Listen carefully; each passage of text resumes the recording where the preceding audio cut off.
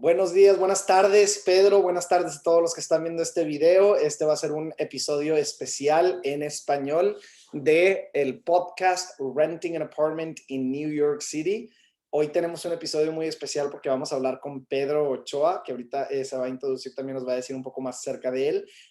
Y el objetivo de este podcast o de este video, de esta entrevista, es tratar de comparar un poco el mercado de bienes raíces de Nueva York, cómo funciona, y el de México, de la Ciudad de México, cómo funciona, para ver las diferencias y similitudes entre los dos.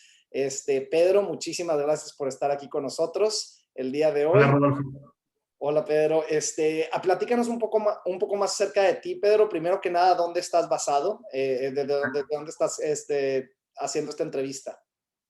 Yo vivo en la Ciudad de México y tengo un muy buen conocimiento de las bienes raíces, tanto de compra y renta de casas y departamentos en la Ciudad de México. Y tengo un poco también tengo una idea de cómo funciona el mercado inmobiliario en ciudades aledañas a la Ciudad de México, como Valle de Bravo o Cuernavaca, que son los destinos de fin de semana de la gente que vive aquí, que es ya sea rentan o compran casas en esas dos ciudades para pasar el fin de semana.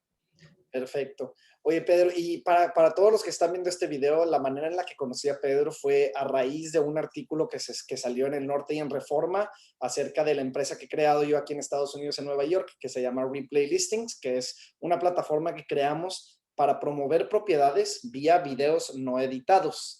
La razón por la que inventamos esta compañía es porque la verdad es de que todos ya muy cansados de la falta de honestidad y de transparencia en la industria de bienes raíces, y queremos que los consumidores, cuando vean las propiedades, realmente vean cómo son desde el principio, ¿verdad? Sin Photoshop, sin fotos que son manipuladas o sin agentes que te digan, híjole, ya no está lista, pero déjame te enseño otra, ¿verdad? Lo que estamos tratando de hacer es traer más honestidad. Pedro, platícanos un poquito. Yo ahorita estoy en Nueva York. ¿Qué pasaría si me voy a vivir a México mañana? Estoy empezando a buscar un departamento. Vamos a empezar primero con cuál es el proceso de renta, ¿verdad? ¿Dónde debería yo de buscar la propiedad? ¿Dónde me debería de quedar digamos, las primeras 2 semanas? ¿Me recomiendas que me vaya a algún hotel, que le pida a algún amigo, que haya algún Airbnb? ¿Cuál sería el proceso que me recomendarías? Sí, el método más común es que cuando la gente llega, ya sea renta un Airbnb y por un lapso de 2 semanas, máximo un mes, Ok. se pone a buscar un departamento.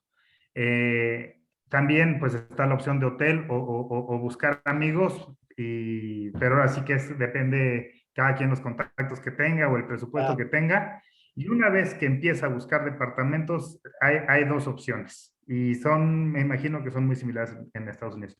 Aquí se ponen a buscar en internet y el website más famoso es Inmuebles 24 y ahí te dice la zona donde escoges en qué zona y cuál es tu presupuesto. Y también puedes desglosar en cuántos cuartos, cuántos baños y detalles menores también como cochera, cuántos espacios de automóviles. Una vez que ya tú empiezas a canalizar y a filtrar qué buscar, pues te salen cientos de opciones y el problema que tiene este website es el que tú corregiste en Replay Listings, es que aquí se repiten muchísimos los departamentos, pero estoy hablando de muchísimos, puede llegar a haber mínimo 5 de un solo departamento.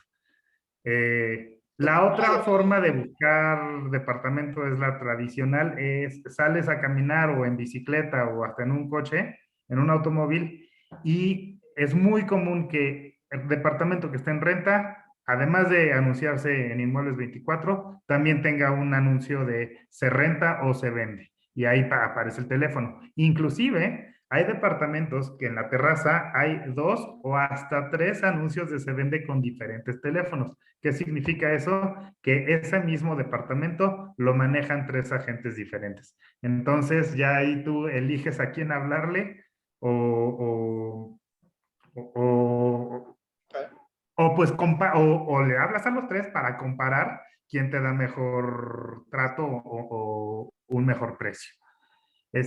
También es muy común que cuando tú ves ese teléfono, tanto en internet o en la calle, el anuncio en el balcón, ese teléfono sea del dueño directo del departamento en cuestión. ¿Qué quiere decir? Que se está saltando al intermediario. Aquí es un mercado muy abierto, que no está ni siquiera regulado. Entonces, ahora sí que cualquier persona, ya sea dueño o amigo o pariente, o una persona que realmente se dedica a la venta de bienes raíces o venta y renta de bienes raíces, pueden rentar el departamento. Aquí no existen las licencias y es una actividad sin regularse. Okay. Y fíjate, Entonces, Pedro, perdón que te interrumpa, pero aquí acabo de detectar dos diferencias muy importantes y muy grandes en el mercado de México versus Nueva York, ¿verdad? Uno de ellos es las licencias. En Nueva York, para tú promover una propiedad como agente de bienes raíces, tienes que tener una licencia de agente de bienes raíces que te da el gobierno. Para sacar esa licencia necesitas tomar unas clases, creo que son alrededor de 75 horas. Las clases las puedes tomar en línea o presenciales. No sé si por el COVID ahorita ya todo sea en línea, pero yo las tomé presenciales, por ejemplo, y la licencia se tiene que renovar cada 2 años. Es decir, yo ahorita sigo siendo agente y tuve que renovar mi licencia hace unos meses. La manera de renovarla es más fácil porque en vez de tomarla 75 horas, la puedes renovar con un curso de 22 horas, que es prácticamente como un refresh, ¿verdad? Para recordarte todo. Esa es una gran diferencia. Y la otra que noté, que era muy importante, es en Nueva York es más difícil, digamos, o no más difícil, menos común que el dueño de un departamento sea el que la está promoviendo y se salte al intermediario. Y la razón de ser de eso es porque en Nueva York la gran mayoría de los edificios en renta, yo por ejemplo ahorita estoy en un edificio en renta, todo el edificio, toda la gente que vive aquí está rentando, ¿verdad? Aunque quisieras comprar, no puedes. ¿Por qué? Porque es un mismo dueño del edificio y el uso de suelo del edificio se le dice rental building, ¿verdad? Entonces, en Nueva York, la gran mayoría de los departamentos en renta, me atrevo a decir que más del 70%, son, eh, digamos, inversionistas conglomerados que tienen un portafolio de edificios y los rentan y ya tienen todo súper protocolizado. ¿Verdad? En México siento, y corrígeme si estoy mal, pero en México pareciera ser que hay mucho más el dueño chico, el mamá y papá o el que compraron de inversión y están nada más poniéndolo en renta, ¿verdad? totalmente. El 97% de las propiedades en departamento y en casa habitación son tal cual como lo acabas de decir. Está empezando a surgir esta figura en México porque yo he escuchado de fondos de inversión que se dedican a eso, pero es un nicho muy chico que todavía no pinta en el mercado de bienes raíces y mucho menos para la actividad de colocar casas y departamentos en renta o venta. Claro, fíjate, se me hace bien interesante que digas eso, Pedro, por dos razones. Hace poquito, de hecho, el último episodio del podcast, los invito a todos los que lo puedan ver o oír, que lo oigan, porque estaba hablando yo con la dueña de un negocio en Australia, en Sydney, y estábamos haciendo lo mismo que tú y yo estamos haciendo, comparando Nueva York contra Sydney. Y ella me platicaba que en Australia es algo similar a México en el aspecto de que la gran mayoría de los dueños son pequeños dueños. Yo le decía, y te lo digo a ti, siento que en cuestiones de economía mexicana eso puede ser muy bueno. ¿Por qué? Porque lo que yo veo que pasa aquí en Nueva York es que pocos se hacen muy ricos porque tienen muchos edificios, pero hay más división, digamos, de income, ¿verdad? Hay más income inequality. ¿Por qué? Porque en México, al menos todos esos inversionistas pequeños están ganando poquito. Y aquí tenemos 7 ballenas blancas que están haciendo todo el dinero. Totalmente, te entiendo perfecto, sí. Y la desventaja que le veo a esta diferencia es que por lo mismo de que son dueños de 1 o 2 departamentos en México, ¿verdad? No están tan bien educados en cuestiones de cómo debe de ser el proceso y la atención que se le debe de dar al que está viviendo en ese departamento. Es decir, pasa mucho que no funciona la calefacción o el agua y te quedas sin agua por una semana, etcétera. Tú me podrás No, decir más de eso. te puedo poner ejemplos perfectos porque precisamente este fin de semana platiqué con unos amigos que son dueños de un departamento aquí en la Ciudad de México, pero no viven aquí, lo tienen en renta. Entonces, ese tipo de problemas que suceden en todos los edificios con departamentos es puede convertirse hasta en una pesadilla. ¿Y en qué consiste? Que la persona que está rentando ahí, pues en teoría él no debería de estar pagando los mantenimientos. Entonces le habla al casero y le dice, oye, no, se está goteando el agua del lavabo del baño. O el elevador no está funcionando. Y el propietario del departamento se tiene que poner de coordinarse con los demás propietarios del edificio, de los departamentos del edificio, para arreglar cosas, ya sea de mantenimiento en las áreas comunes o arreglar cosas de fondo. Entonces sí se vuelve muy complicado. ¿Qué termina sucediendo muchas veces? Que el inquilino, el que paga renta, termina cubriendo o pagando ese servicio, ya sea al interior del departamento o en el área común, y se lo descuenta de la renta al dueño, al dueño del inmueble. No, aquí sí, al no haber una regulación ni unas reglas, o de existir un reglamento de condóminos, que claro que existe y es una ley, no se sigue paso a paso. ¿Por qué? Pues porque aquí todo se va arreglando conforme van pasando se van surgiendo problemas y no hay ninguna regulación y por lo tanto tampoco hay consecuencias cuando alguien hace malas cosas. También el típico problema de que un vecino hace muchísimo ruido, pone música desde las 10 de la mañana a todo volumen y molesta a todos los demás condóminos, pues nada más se quejan, pero no es como si le puedes hablar a la policía y la policía viene aquí y obliga a esa persona a bajarle el volumen. Entonces la convivencia aquí se va dando día con día dependiendo cómo van surgiendo las cosas y cómo les van encontrando una solución. Wow. Sí. Algo que se me hizo bien interesante, que también aquí es donde noto una gran diferencia, es aquí en Nueva York al menos, pero creo que en la gran mayoría de las ciudades grandes de Estados Unidos, como Miami también, o Boston, o Chicago, existen, digamos, cuerpos de gobierno, ¿verdad? Partes, dependencias de gobierno, cuyo objetivo es nada más asegurarse de que los condóminos y los dueños de los departamentos estén operando de la manera correcta. Es decir, eh, número uno, por ejemplo, aquí tenemos ¿cómo se dice? El contrato de renta súper protocolizado. Hay un contrato de renta que el 80% de los dueños de departamentos en Nueva York usan. Es prácticamente el mismo para todos. Y hay varios dueños de edificios o conglomerados que usan el suyo, pero tenemos uno estándar. Si, ¿esto pasa en México, que todos tengan prácticamente el mismo estándar contrato o no? No, no es el caso. Aquí es cada persona se hace cargo de su propio contrato. Inclusive yo he escuchado de muchas ocasiones cuando alguien pone en renta su departamento o su casa, pide un contrato prestado, nada más borra el nombre, borra las fechas, borra las cantidades y usan ese contrato. Aquí sí existe una autoridad regulatoria y unos tribunales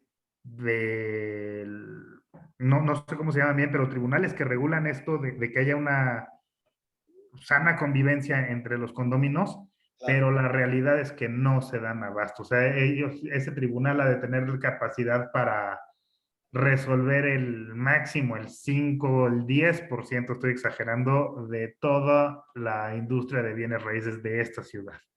Ese tribunal no se da abasto, ¿no? Entonces, muchas veces, pues por más que los dueños o mismo la gente que renta, los arrendadores o arrendatarios, llegan a un conflicto, se acuden a un tribunal por un conflicto judicial, pues la justicia no se imparte y se arreglan ellos por fuera o lo dejan así. Muchas veces, a ver, aquí está el problema de que si tú das un aviso 3 meses antes de que te vas a salir, si eres la persona que está arrendando, y diste un depósito en garantía, la probabilidad de que te lo regrese el dueño del departamento es muy, muy, muy baja. Entonces, una vez que esas personas dan aviso, lo que empiezan a hacer es ver qué tanto dieron de depósito, por darte un ejemplo, un mes, y el último mes no lo pagan. Y ahí es donde empieza el estira y el afloje entre el propietario y el arrendador. El propietario a lo mejor le exige que pague la última renta con su compromiso de regresarle todo, pero el otro dice, no, cóbrate la última renta del depósito en garantía. Claro. Y el dueño dice, no, pero yo tengo que ver cómo dejaste mi departamento porque pues, del depósito en garantía tengo que hacer los arreglos de los desgastes que tú hiciste. Entonces, sí se vuelve una línea muy delgada entre cuando avisas que te vas a salir. Yo he rentado y sí es siempre, los últimos 2 meses hay mucha tensión. Fíjate que aquí más o menos, o sea, entiendo perfectamente esa postura porque siento que en Nueva York la gente cuando nos vamos a ir pensamos lo mismo de que, oye, ya di el depósito de seguridad, puede que haya equivalido un mes, pero un mes de cuando yo empecé a rentar, que era ya sea más barato o más caro, lo que sea, este, pero aquí lo que se hizo en Estados Unidos es cuando tú haces el contrato, el dueño del departamento, sobre todo en los conglomerados, porque te digo que es muy común que la gran mayoría de los renteros como yo le estamos rentando al dueño de 20 edificios, ¿verdad? Entonces lo tienen muy protocolizado. La manera en la que funciona aquí en Nueva York es, ellos tienen por ley la responsabilidad de agarrar tu depósito en garantía, meterlo al banco a una cuenta separada y no lo pueden tocar. Entonces, o sea, no lo pueden meter, digamos, a su misma cuenta de que ellos tienen. Tiene que estar separada digamos, asegurado, digamos, por el banco. Eh, una vez que tú das el depósito de garantía, la ley dice, esto es más nuevo, lo acaban de empezar a poner hace más o menos 5 años, quiero decirte, pero no estoy seguro con eso, o sea, del tiempo exacto. Lo que hacen es, el dueño del departamento, o sea, a la persona a la que yo le estoy rentando, ellos tienen 14 días para darme ese dinero después de que yo me fui. Es decir, yo me voy hoy, en 2 semanas ellos me tienen que ya haber depositado ese depósito en garantía o lo que sobró, digamos, de él, porque obviamente los dueños van a tratar de decirme que le falta aquí y le falta acá, para mejorar, digamos, o restablecer la propiedad a su condición original. Ya te lo tienen que depositar rápido. Que pase o que no pase, ahí sí todavía no te puedo decir yo con mi experiencia personal, pero eso es lo que debe de ser y hay leyes especiales para protegerte. Eso está increíble que suceda en Nueva York. Todo lo que acabas de explicar es inexistente en la Ciudad de México. O si existe, nadie lo implementa. Sí, claro. Sí, es muy diferente. Siento que en México todo se hace, como tú dijiste ahorita, al día por día. Así es. Ahí se va viendo, ¿verdad? Y aquí como que siento que ya hay un poquito más de regularizaciones o reglamentos que no te permiten hacer trampa, digamos. Totalmente. Y regresando a la pregunta principal que me hiciste de cuáles son los pasos para obtener un departamento en renta, lo que sí es muy común es que te exigen una fianza, ya siendo extranjero o siendo mexicano. Entonces, ¿qué es una fianza? Pues de una forma, un método que tú puedas garantizar como arrendador que vas a estar pagando continuamente las mensualidades de la renta. ¿Es como un aval o no? Así es. Entonces, ¿qué hace mucha gente? Muchísima gente no logra conseguir un aval. Muchísima. Entonces acuden a estas afianzadoras y la afianzadora te cobra un porcentaje del primer mes de la renta y ya se arregla con el dueño del local. Que yo sepa, cuando alguien renta, inclusive con una fianza, y empieza a dejar de pagar o tiene problemas con el dueño del departamento, las afianzadoras no son tan buenas dando la cara por lo que ellos se habían comprometido de haber entrado, ¿no?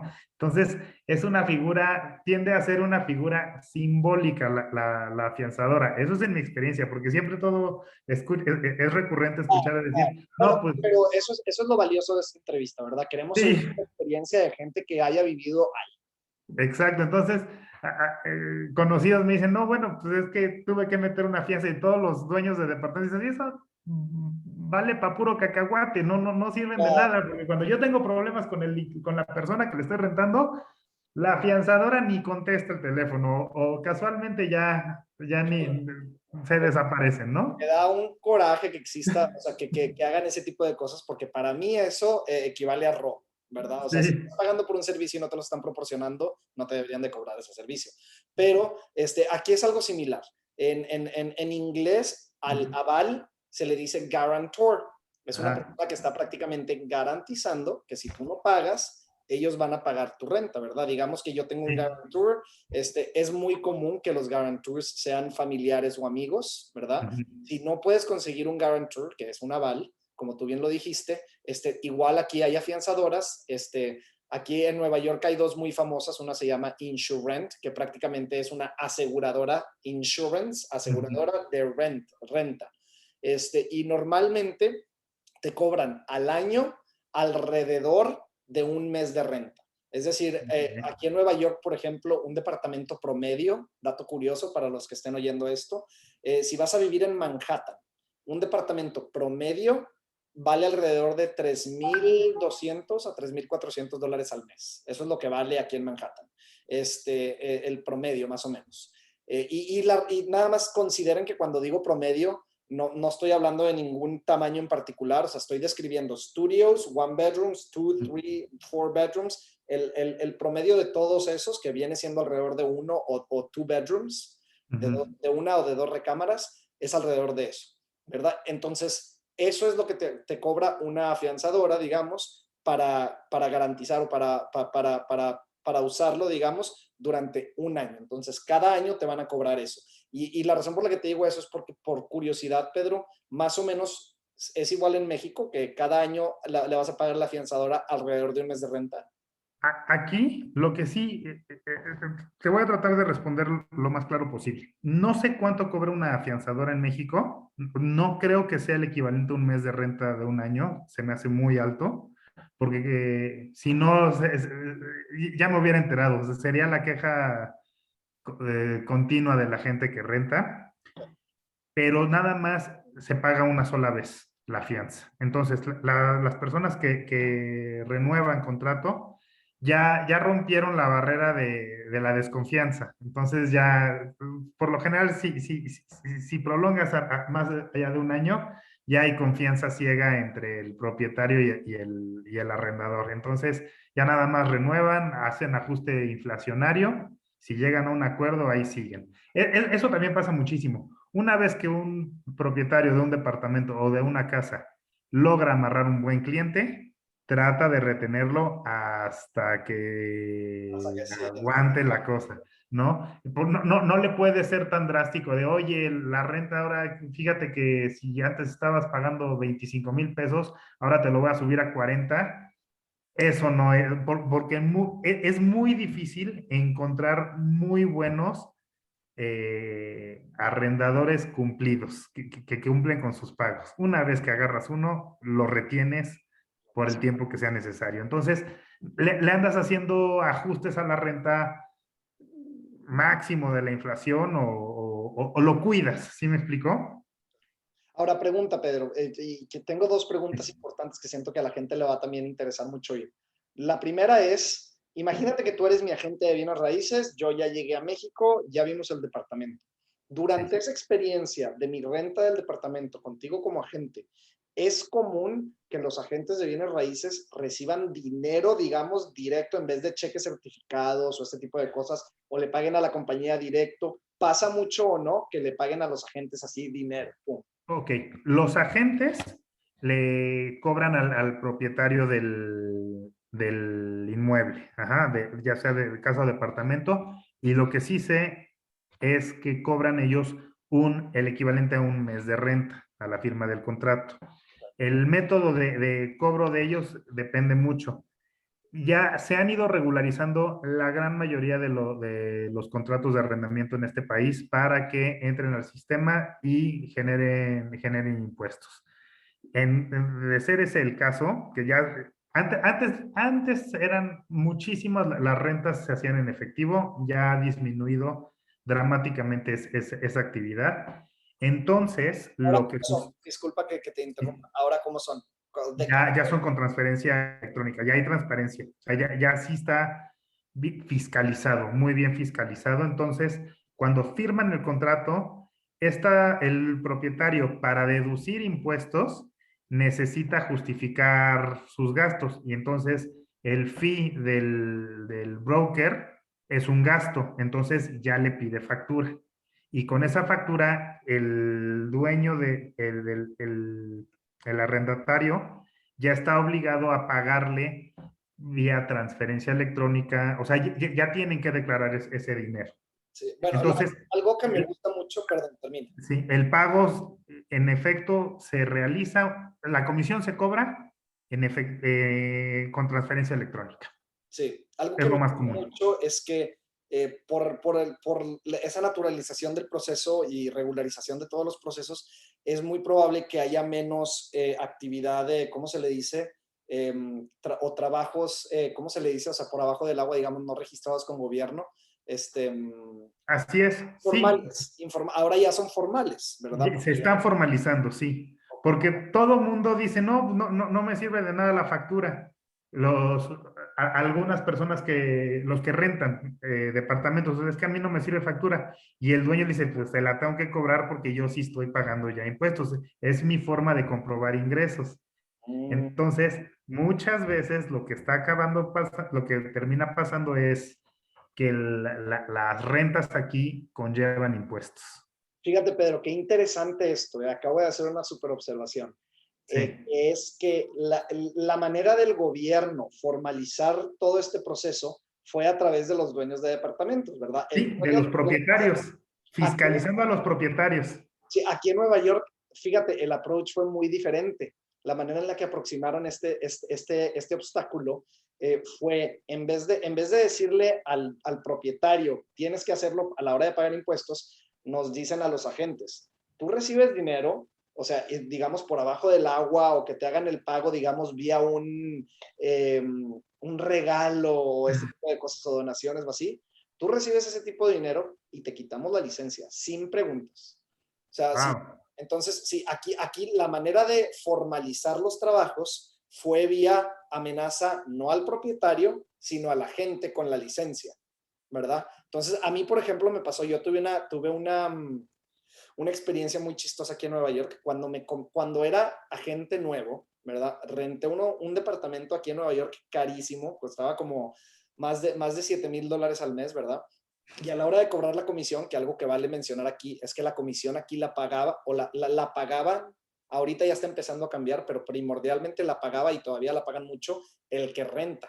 Órale, no, aquí no. Sí, o sea, aquí tú vienes a Nueva York y lo más común durante toda la vida de Nueva York, y esto está empezando a cambiar a raíz del COVID, este, toda la vida tú, rentero, pagas alrededor de, tú dijiste que ahí en México se cobra alrededor de un mes de Un renta. mes.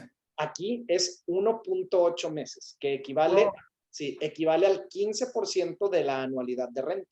Esa es la comisión más común. Ahora, esto no es en todo Estados Unidos. Nueva York es una ciudad muy especial porque es una ciudad que tiene mucha demanda y es prácticamente ya la última ciudad en Estados Unidos en donde se cobra renta al rentero, aparte de Boston.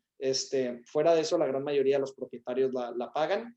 Ahorita estamos empezando a ver ese cambio, esa transformación o evolución a que el propietario sea el que lo pague y están empezando a pagar también un mes de renta en vez de 1.8. Sí, pero algo bien interesante también aquí es que o sea, cómo el hecho de que los agentes tengan licencia es tan importante aquí en Estados Unidos. Prácticamente dependemos de que los agentes tengan licencia. ya, sí, ahí está toda la regulación muy clara y ahí se comprueban todos los Ah, ingresos del mercado inmobiliario. y perdón, te decía lo de la historia, me tocó que el dueño del departamento pues, nos tenía que pagar a la empresa, digamos, una comisión de como $13,000, ¿verdad? Esa era la comisión por el departamento que te dije de 7, Sí, ajá. porque es 1.8 meses. Y pues el dueño del departamento, obviamente, pues es demasiado dinero y lo entiendo, pero pues al final del día se le dice desde el principio, ¿verdad? Esto es lo que puedes esperar, esto es lo que se te va a cobrar, etcétera. Y él me decía, Rodolfo, no, hombre, déjame, te doy algo por abajo de la mesa, por favor, y hacemos o sea, y en vez de pagarte, y me decía, inclusive si te doy los 13, me decía, en vez de que la empresa se quede con los 13, tú te los quedas todos, déjame, te lo doy a ti directo. Yo le decía, es que si me lo das directo, tienes que entender que puedo perder mi licencia de agente de bienes raíces y puedo perder hasta mi visa de trabajo de aquí. O sea, el problemón en el que nos meten a los agentes es tan grande que los agentes dicen, no, no, no, no, no, no. O sea, aquí no hay mordidas ni nada de eso, nada. Pues no, ok. Sí. Oye, y una pregunta, Pedro. Ok, total, Ujú. ya encontramos una propiedad para mí, tú eres mi agente de bienes raíces, el propietario te va a pagar. ¿Qué documentos me van a pedir? Eh, ¿Cómo? Depende. El más básico, pues es nada más tu credencial de elector, que es el INE, ese es como la credencial oficial aquí. Tu RFC, que es tu clave que reportas ante el Servicio de Administración Tributaria.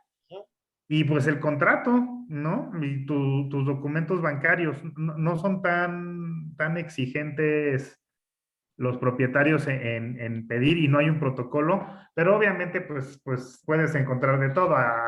Algunas personas te van a pedir hasta tu comprobante de dónde estás trabajando, que sea real que trabajes para esa empresa, para ellos asegurar que tienen ese ingreso. Depósitos en garantía rondan de 1 a 2 meses. Ya la persona que pide 3 está saliéndose un poco de mercado, que existen, pero es muy poco. Y ya, o sea, ahora sí que a ti los documentos que te van a pedir si vienes del extranjero, pues nada más que le sonrías y tengas personalidad para tratar con el dueño y ya. Digo, primero Sí, que nada, me encanta oír eso porque significa que cuando y si me llegue, esté en México DF va a ser fácil rentar, sobre todo fácil en comparación con Nueva York. Aquí te piden todo lo que te puedas imaginar. sí, Piden desde tu pasaporte hasta tu visa, hasta tus estados de cuenta, hasta dónde trabajas o carta de empleo, hasta cuánto ganas, porque ellos se quieren asegurar de que vas a necesitar o no aval. Si, no, si vas a necesitar aval, esos mismos documentos también del aval, todo del aval. Y el depósito de garantía. Una observación que hice fue que aquí en Nueva York toda la vida se permitía cobrar lo que ellos quisieran en cuestiones de depósito de seguridad. Había gente, porque en Nueva York hay muchos estudiantes, ¿verdad? Que son inmigrantes o que vienen de fuera. Este, Había dueños de departamentos que te pedían hasta un año en depósito de seguridad.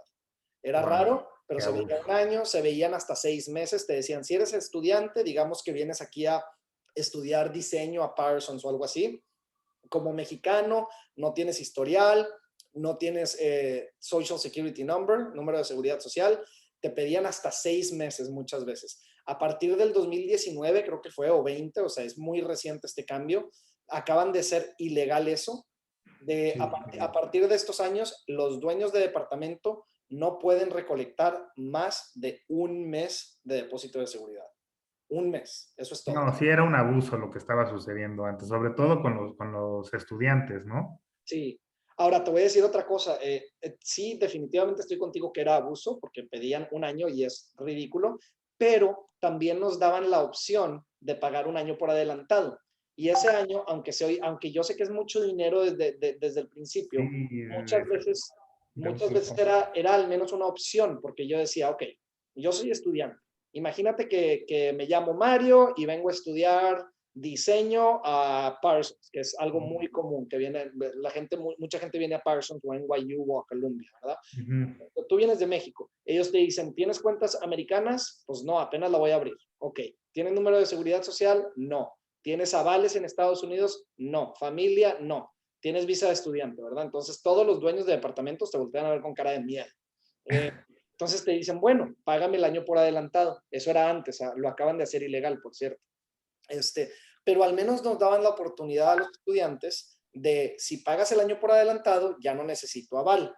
Ahora, como esa opción ya es ilegal, como ya no pueden hacer eso, si un estudiante viene con esas condiciones de que no tiene número de seguridad social, no tiene avales, no tiene familiares, bla, bla, bla, vas a tener que al final del día pagar más porque vas a tener que En el invertir aval, en el en aval regularizarte. y en el aval aquí acuérdate que te cobran un mes del año. O sea, estás Sí. pagando prácticamente 13 meses en vez de 12. No, no, no, ya entendí cuál es la desventaja, sí. Sí, o sea, entiendo perfectamente tu reacción inicial, que fue de que, oye, pues es demasiado dinero, pero aunque era demasiado dinero, al menos a los que lo tienen en la cuenta de banco ese dinero y se podían dar ese beneficio de pagar desde el principio, esa opción te permitía no tener que pagar ese aval tan caro, Ya. ¿verdad?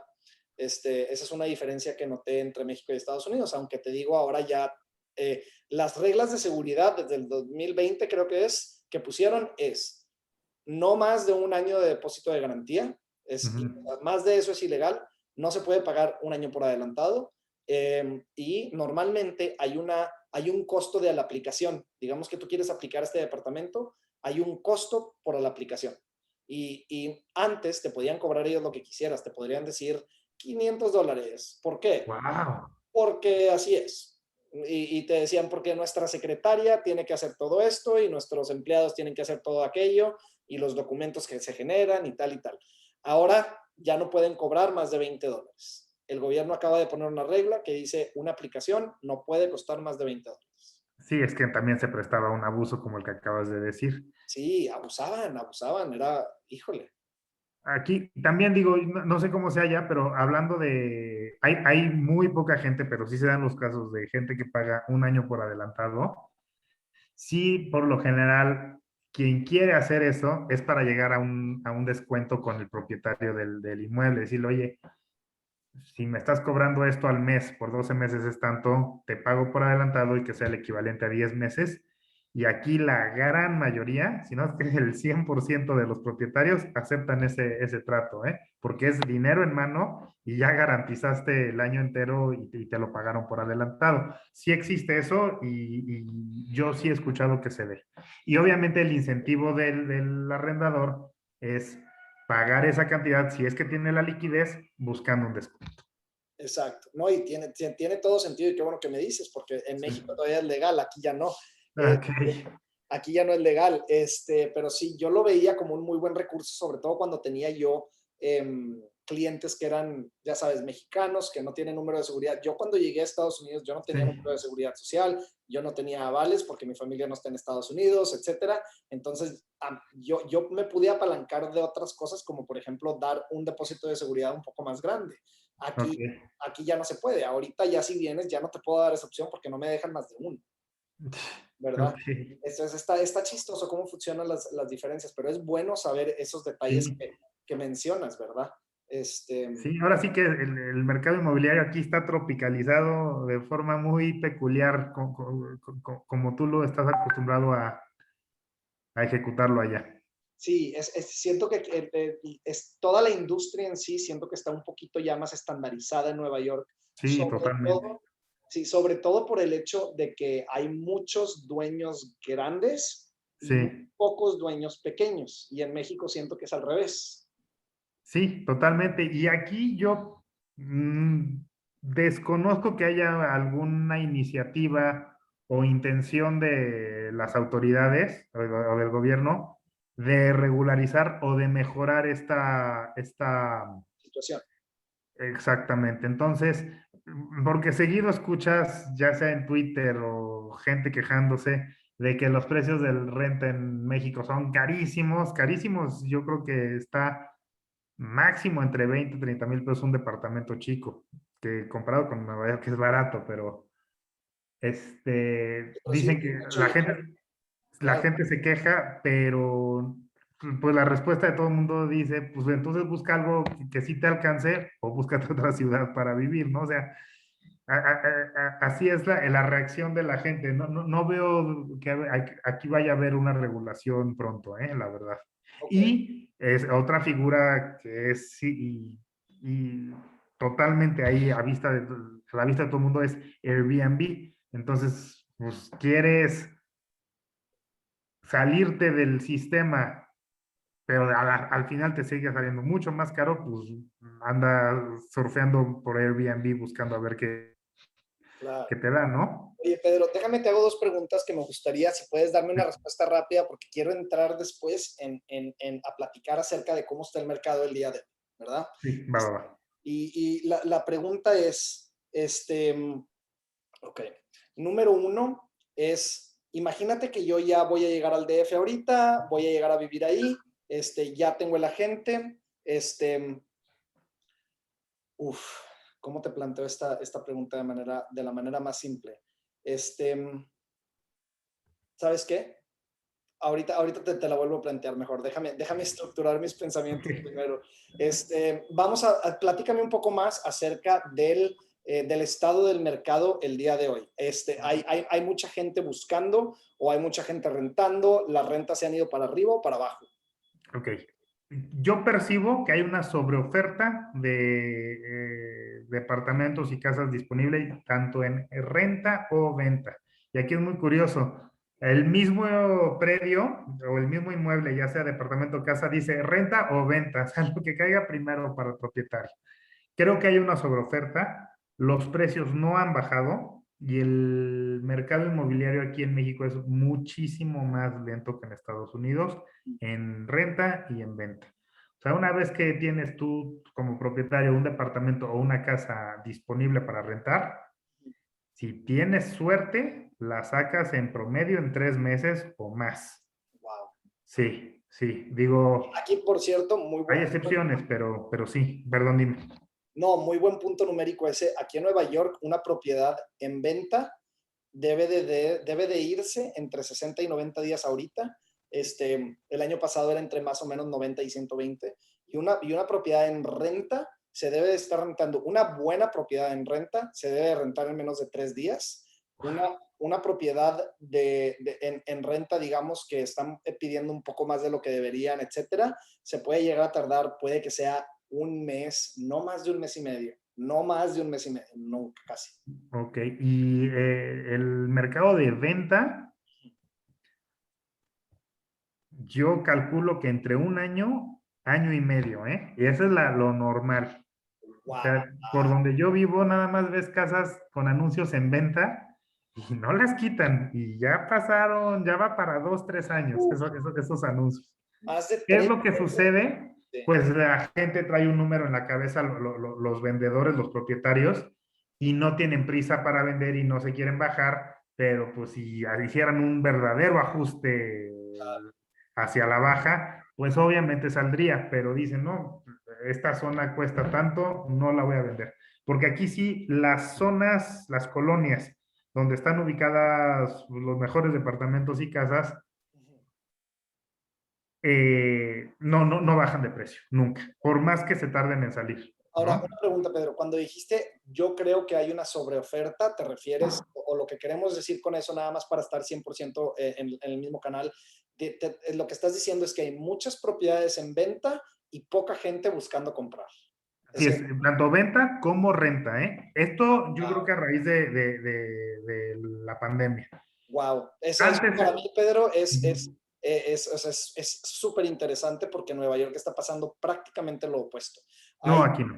hay muy poco inventario, o sea, las propiedades que están en venta el día de hoy son tan poquitas y hay tanta gente buscando comprar que ahorita en Nueva York es común, digamos que este fuera mi departamento y yo lo pongo en venta, es Sí, común que en menos de un mes recibas 20 ofertas diferentes no. arriba del precio de mercado. Es decir, imagínate poniéndote un número hipotético, este Sí, departamento sale a la venta en $1 millón. Es común que en menos de un mes me lleguen 20 ofertas, las cuales estén alrededor del millón de 1.200. O sea, wow. prácticamente el 20% arriba de precio de mercado es común porque hay muy poco inventario. Ok, a ver, aquí lo que es común si tú pones un inmueble, una propiedad en venta, es que recibas 20 visitas, pero sin ofertas. Ya. Entonces vas a tener gente visitando tu casa o tu departamento, pero no vas a recibir ofertas, ¿eh? O Es sea, mucho de window shopping. o sea, Y, perdón. perdón, aquí también contra lo que compite el propietario de un departamento, de una casa, es con las desarrolladoras que están haciendo nuevos desarrollos inmobiliarios, nuevas casas, nuevos departamentos, casas casi no, nuevos departamentos, ¿no? Entonces, por la gente, ¿qué le conviene más? Dar un enganche del 5% conseguir una hipoteca y estar pagando en preventa que les entreguen en 2, 3 años, lo que él cree que es a un precio mucho más apetecible que ir luego a comprar un departamento por el mismo o mayor precio de contado, ¿no? Y la ventaja de un desarrollador es que él te ofrece un departamento nuevo en un Claro. complejo nuevo, ¿no? Ahora, te voy a decir una cosa, otra diferencia que noté en lo que acabas de decir. Aquí en Manhattan o en Nueva York, lo más común es que el enganche, el down payment, esté entre el 5, digo, perdón, entre el 10, ya sea el 10 o el 20% de Ujú. down payment. En México estoy notando que tú dices que es comúnmente 5. No, eso en los desarrollos inmobiliarios nuevos. Ok. Si tú quieres comprar una casa, un departamento ya existente, el banco te va a prestar máximo, como el 40 o hasta el 50% del valor de la propiedad. No te va a prestar más. Aquí sí, aquí te dan, No. Y aquí sí. aquí las tasas de interés aquí están en promedio en el 10% de los créditos hipotecarios. Sí. Aquí es como el 4.